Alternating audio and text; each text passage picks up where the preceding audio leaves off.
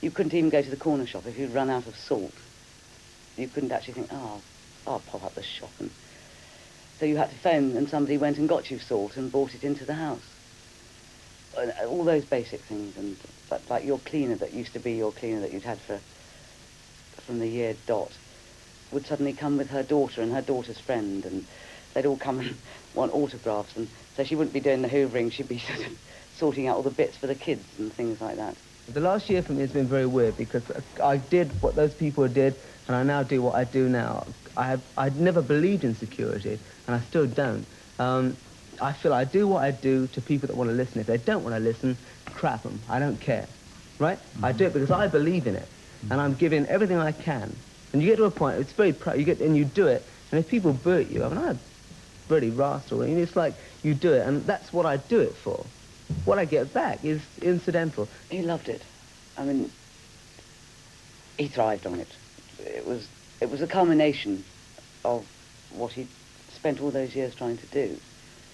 And initially, it was very exciting. He loved all those screaming fans.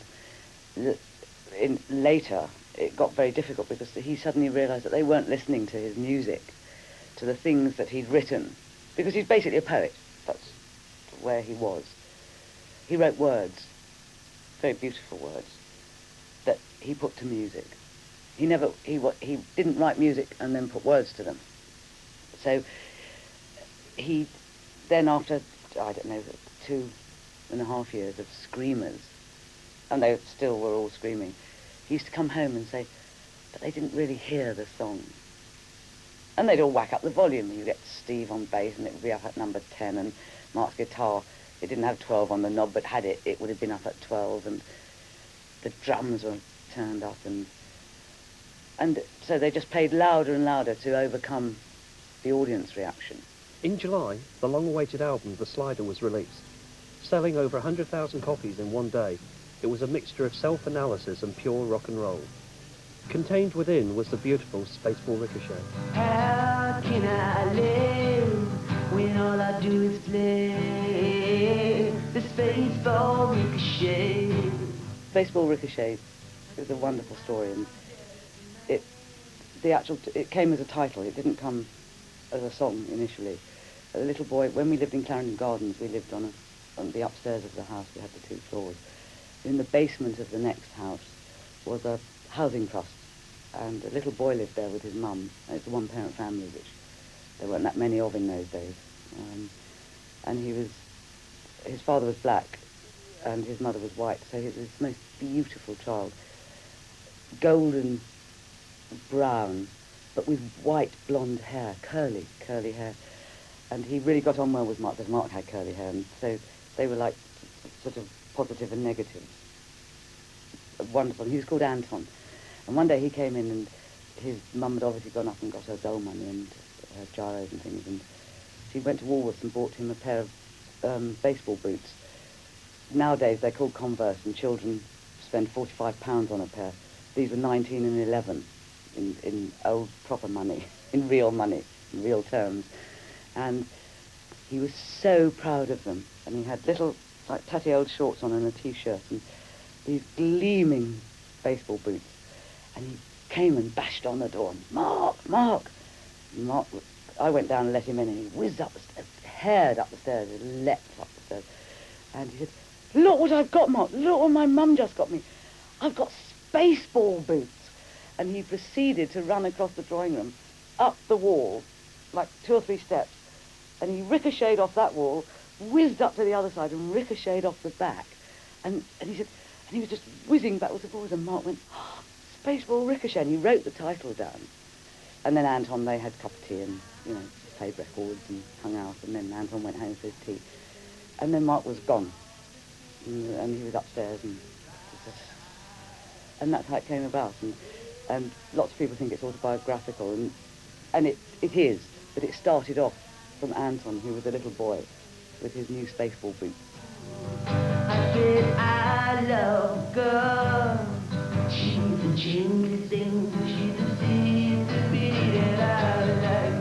Yeah. I said, how can I live when all I do is play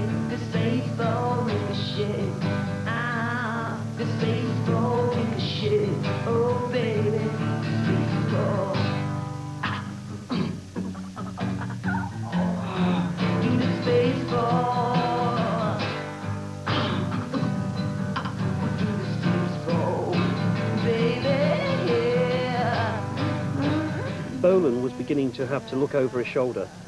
Many fine bands emerged to threaten Mark's supremacy. Bowie, Gary Glitter, the Swede, and Slade were all competitors, or were they rivals? Bolan was a success before we were. We very much admired him at that time. And I remember going to a press reception where Bolan and Mickey Finn come walking in. I mean, they did look stars, and we were all standing around. And we hadn't really had our first hit yet. In fact, we may have had our first hit, but not our biggest.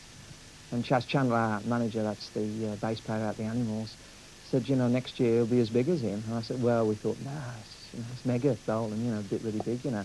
So the competition thing, as you were mentioning, was that the following year, it was more the point of avoiding each other's record releases. And it was healthy competition, because he knew when to put a record out, and the best time was when we didn't put one out, vice versa, you know, because similar people were buying them.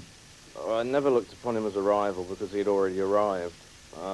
You know, we were new as far as having hits, etc. As far as the glam thing went, that was purely a product of Top of the Pops as far as we were concerned.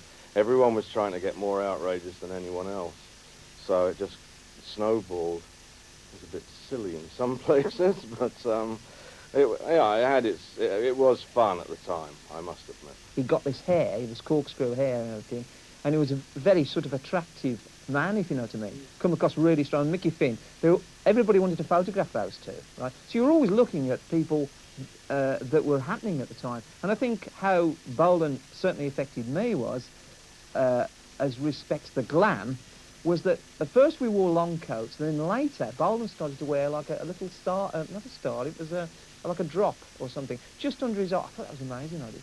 And it was just twinkling. And it was such a clever touch. I mean, at that time, there's a lot of sort of Stardusty records and all sorts of things around, you know. But that affected me, and some of the sort of, not over-glam clothes, but tasteful in his sense. The coming from the hippie period, you know, the sort of adding things to it, you know, like crinkly, bright things and jackets and whatever. A combination of maybe silk trousers once he wore, I think, you know. But I used to clock him. I mean, the things you needed to. He loved cameras.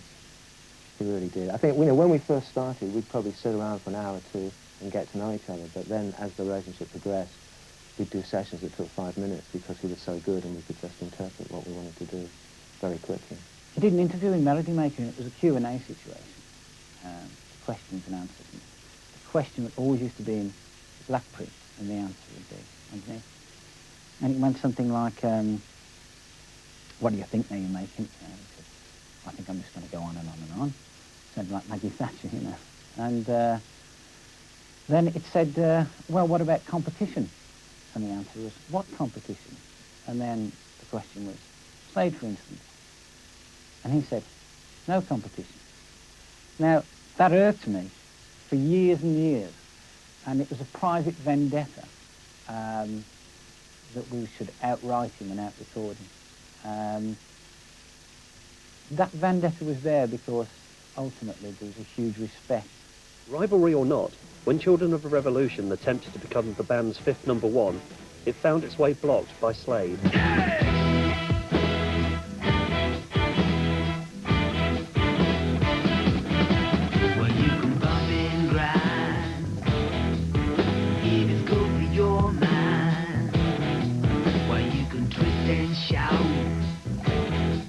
Let it all